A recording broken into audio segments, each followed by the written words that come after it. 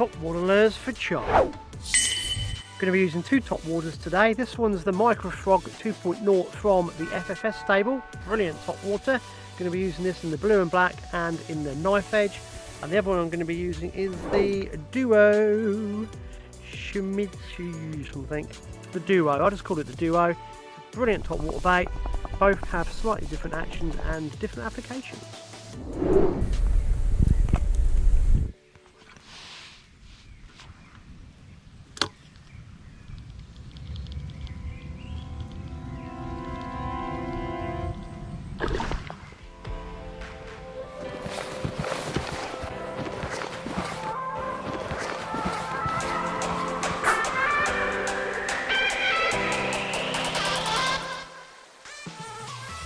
So for the 50mm, I went with the size 1 Gerza 310. So with frogs, your hookup rate is awful. So you rig it up as normal as you would Texas. I've designed a hook slot into it, but actually the hook doesn't pass through the back of the frog. But what I designed here is a little dimple on the top, or a little nipple on the top, and that's where you can put the point of the hook. So now that's what I call it, the improved weedless hookup system, so IWHS. And then when the fish hits it, it comes off, the lure's now out of the way. It just improves the hookup massively on frogs. So a little safety tip, I always wade where there's gravel and I use my landing net pole as a staff. I'm just going to put myself in. Now, I've never caught anything down here, but I fancy it, really do. So I'm going to start, I'm going to explore everywhere. Nothing's going to be left untapped.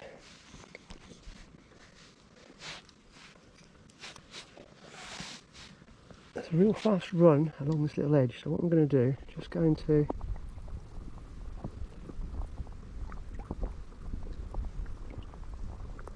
get the frog going down on the flow.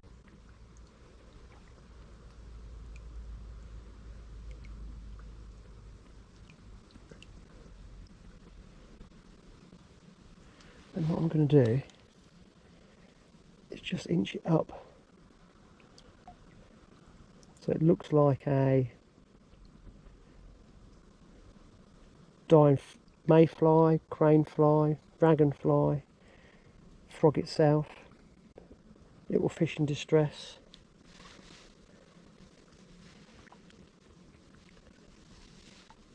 Because it's such a small profile, I think it works better when you're retrieving it up and downstream. If I retrieve the Duo like this, the CHUB very rarely take it. The Duo is a different presentation, which I'll explain later.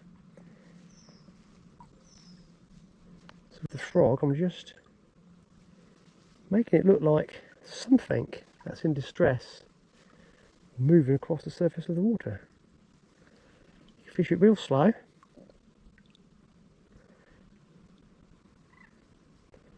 I don't know if you can see that. Fish it real slow and just literally hold it in the creases, get the line above the water.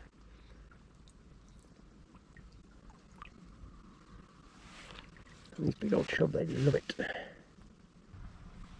There we go. That's what it looks like. See it just floating down.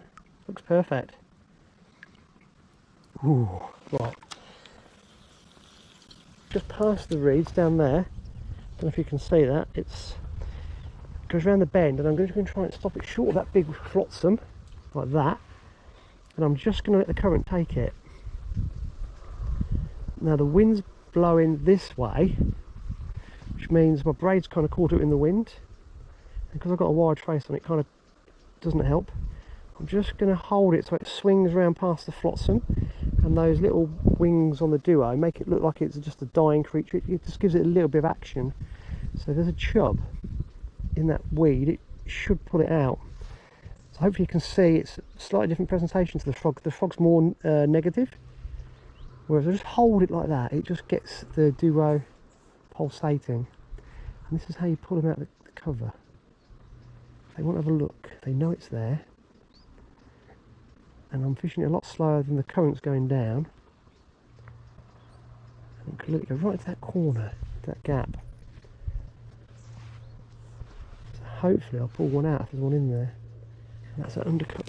That looks like it's undercut on the far side.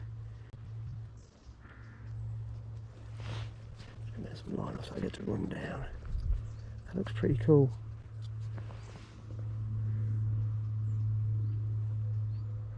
Problem is now there's a lot of surface weed, so I'm just going to start to pull the duo back, and hopefully if a chub's seen it, it will smash it.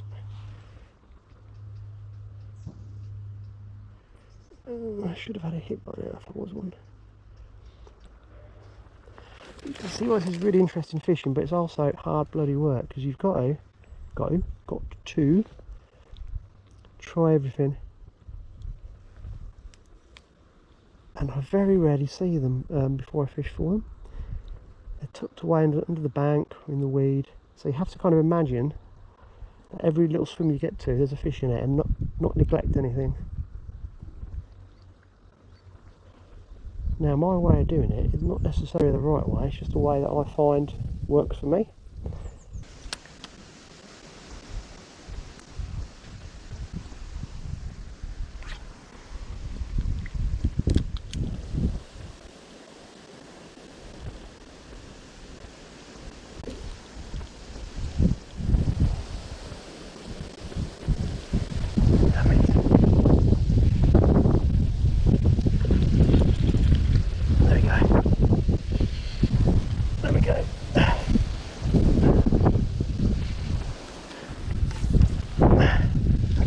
That's it. Get in. Oh, yes. Oh, man alive, that was hard work. Look at that beauty.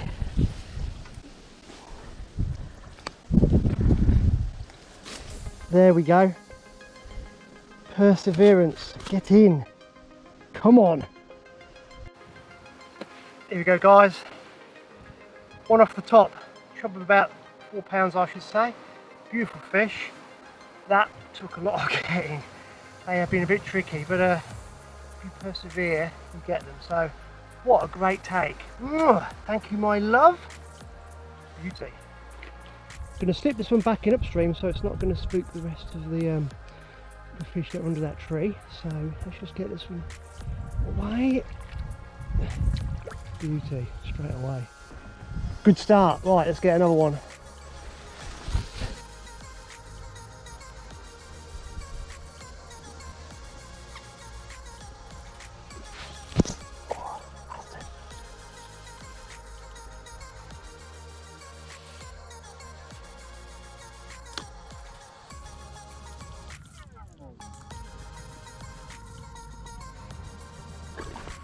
Yeah.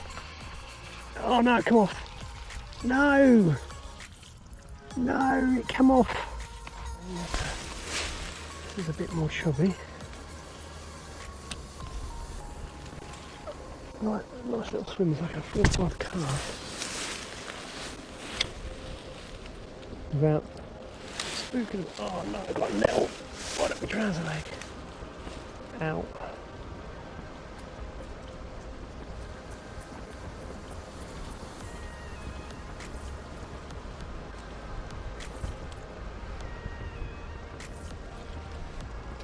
Perfect. Oh no.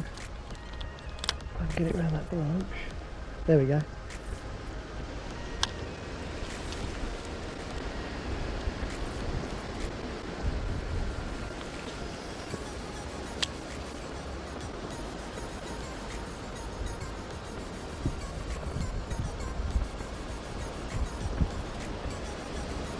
Oh, there's one.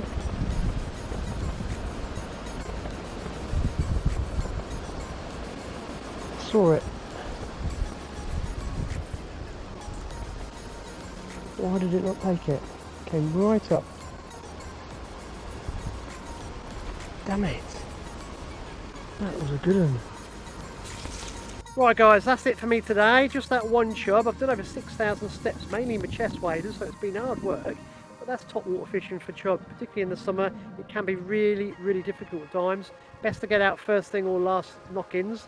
And I've come out in the middle of the day, which is never great. The weather's closing in. As you can see the trees behind me, it's blowing a hoolie. So we're going to go before we get soaked. If you've watched to the end of the video, I really appreciate it. Please like and subscribe. And I'm feeling a bit more motivated. So hopefully over the next few months, we can bang out a few more lure fishing videos. And yeah, let's see if we can get some really big fish on film. Thanks for watching.